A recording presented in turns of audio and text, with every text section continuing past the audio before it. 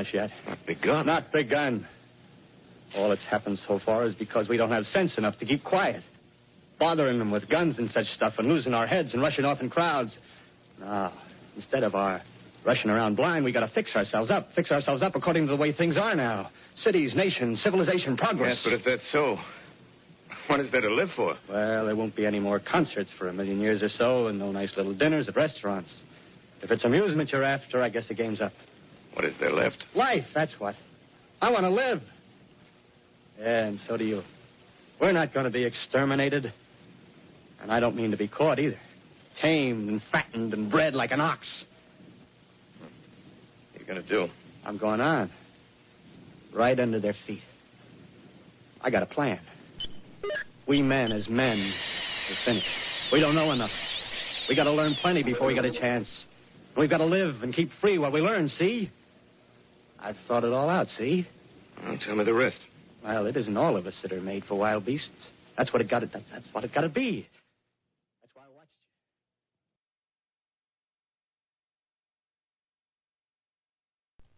you. We'll have more of Radioland coming up in just a few minutes with more of War of the Worlds on GJRB in just a moment.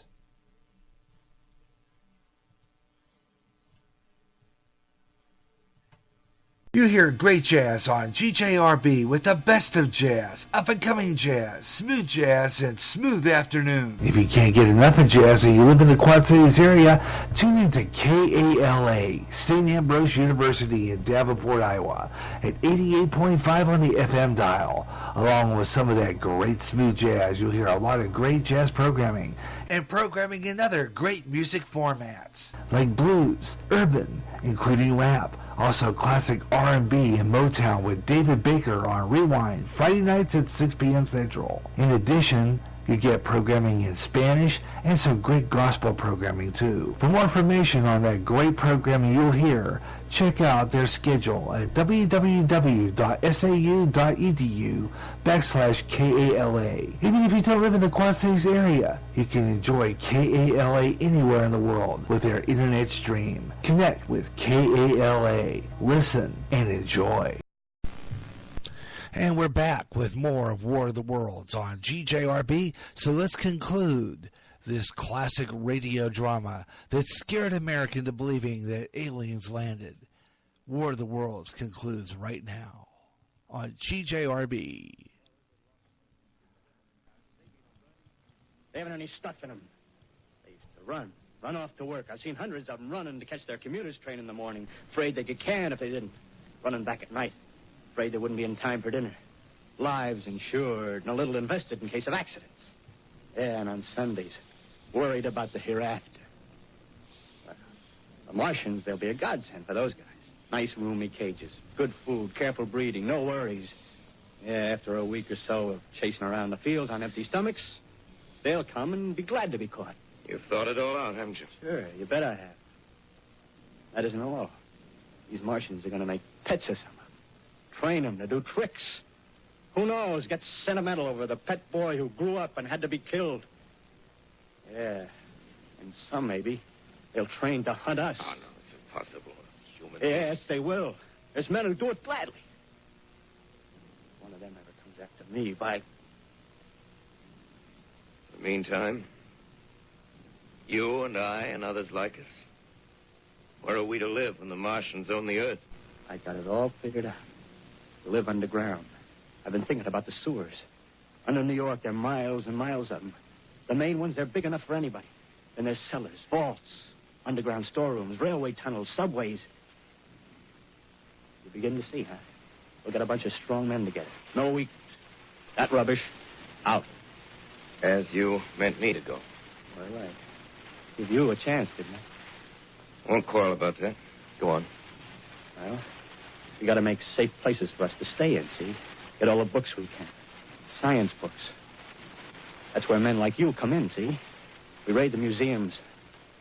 We'll even spy on the Martians. May not be so much we have to learn before... Just imagine this. 4 or 5 of their own fighting machines suddenly start off. Heat rays right and left. Not a Martian in them. Not a Martian in them, see? But men. Men who've learned the way how. May even be in our time. Gee, imagine having one of them lovely things with its heat ray wide and free. We'd turn it on Martians. We'd turn it on men.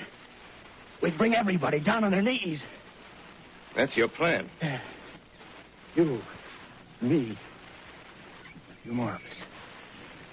We'd own the world. I see. Hey, what's the matter? Where are you going? Not to your world. Bye, stranger. Well, after parting with the artilleryman, I came at last to the Holland Tunnel. I entered that silent tube, anxious to know the fate of the great city on the other side of the Hudson. Cautiously, I came out of the tunnel and made my way up Canal Street.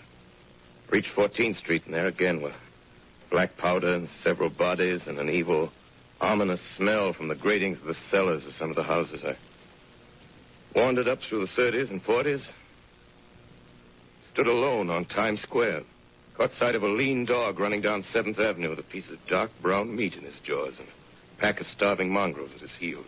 Made a wide circle around me as though he feared I might prove a fresh competitor. Walked up Broadway in the direction of that strange powder, past silent shop windows, displaying their mute wares to empty sidewalks. Past the Capitol Theater, silent, dark. Past a shooting gallery where a row of empty guns faced an arrested line of wooden ducks. Near Columbus Circle, I noticed models of 1939 motor cars in the showrooms facing empty streets. Over the top of the General Motors building, I watched a flock of black birds circling in the sky. Hurried on. Suddenly, I caught sight of the hood of a Martian machine, standing somewhere in Central Park, gleaming in the late afternoon sun. An insane idea. I rushed recklessly across Columbus Circle and into the park. I climbed a small hill above the pond at 60th Street, and from there I could see standing in a silent row along the mall 19 of those great metal titans, their cowls empty, their steel arms hanging listlessly by their sides. I looked in vain for the monsters that inhabit those machines. Suddenly, my eyes were attracted to the immense flock of black birds that hovered directly below me. They circled to the ground. And there before my eyes, stark and silent, lay the Martians with the hungry birds pecking and tearing brown shreds of flesh from their dead bodies.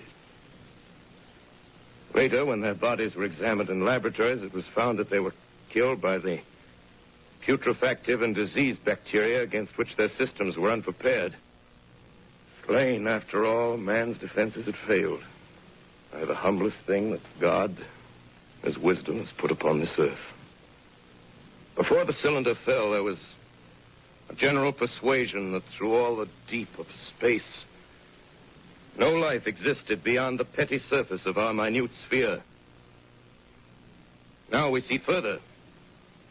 Dim and wonderful is the vision I've conjured up in my mind of life spreading slowly from this little seedbed of the solar system throughout the inanimate vastnesses of sidereal space. But a remote dream, maybe that the destruction of the Martians is only a reprieve to them and not to us.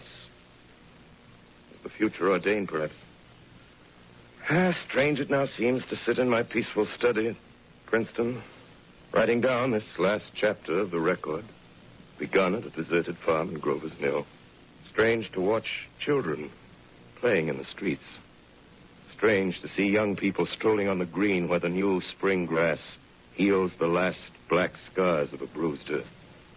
Strange to watch the sightseers enter the museum where the disassembled parts of a Martian machine are kept on public view. Strange when I recall the time when I first saw it. Bright and clean-cut, hard and silent under the dawn of that last great day.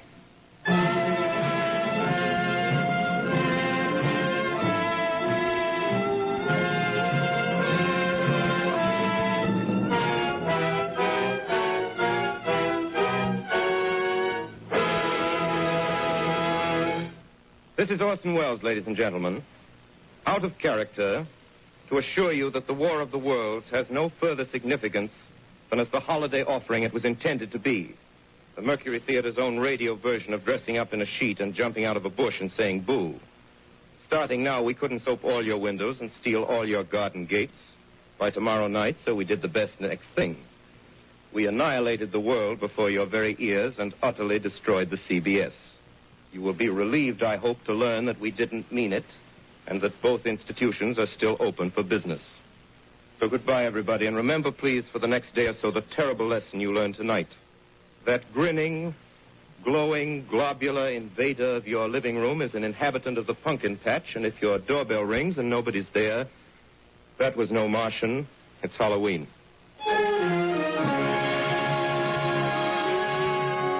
Tonight, the Columbia Broadcasting System and its affiliated stations coast to coast has brought you The War of the World by H.G. Wells, the 17th in its weekly series of dramatic broadcasts featuring Orson Welles and the Mercury Theater on the air. Next week, we present a dramatization of 3 famous short stories. This is the Columbia Broadcasting System.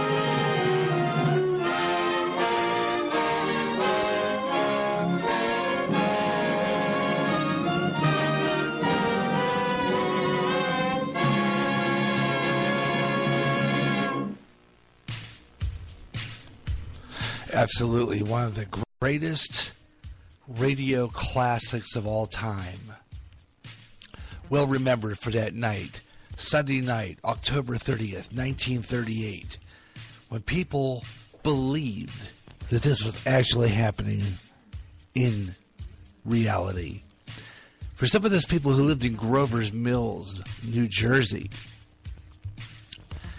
you have to wonder, and maybe perhaps when they were listening to this radio broadcast and saw there was no authorities around, no CBS News trucks, and no meteor in the field with Martians coming out of it, that this was just a radio play. Ladies and gentlemen, I actually have the radio listings for that night. And on that night, listed in the highlights, from a radio listing from October 30th, 1938, is the highlight of the night. CBS Mercury Theater of the Year and War of the Worlds in print. That was going to be on that night. So, how did that scare happen? Well, here's another thing. Here's another date giveaway. Professor Peterson, played by Orson Welles. You can recognize his voice. His voice is recognizable. You have to wonder here exactly why the panic actually happened. Really, why did it happen? Because there was probably no reason for it to happen. Coming up next in Radioland.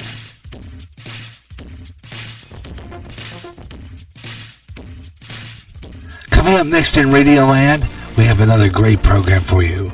As we compare, I'm going to compare 2 of Hyman Brown's radio classics. First, we're going to do Inner Sanctum in another episode from 1945. And then we're going to follow it up by a 1975 episode of the CBS Radio Mystery Theater, which was also produced by Hyman Brown. A great episode called Ghost Talk. That's coming up next in Radioland on the GJRB online network. Recently, the owner of Facebook had to face Congress over personal information on Facebook users. In addition, users were saying that their postings were being deleted. Getting sick and tired of your censorship and your data being used without your permission? Do something about it now. Come to MeWe, the internet social site that values your freedom. No more deleted postings. Make a step to freedom. Sign up today. It's easy. Go to www.MeWe.com. That's M-E-W-E. MeWe, the internet's free speech social site. End times are upon us, and we need to know what's happening. Knowing the truth is key to survival. There are lots of news events going on in the world that have certain significance to end-time happenings. Listen, as men and women gather to discuss the news and how it lines up with Bible prophecy on the last 7 days. Uploaded as a podcast Wednesdays and run live every third Friday at 12 o'clock noon Central on GJRB.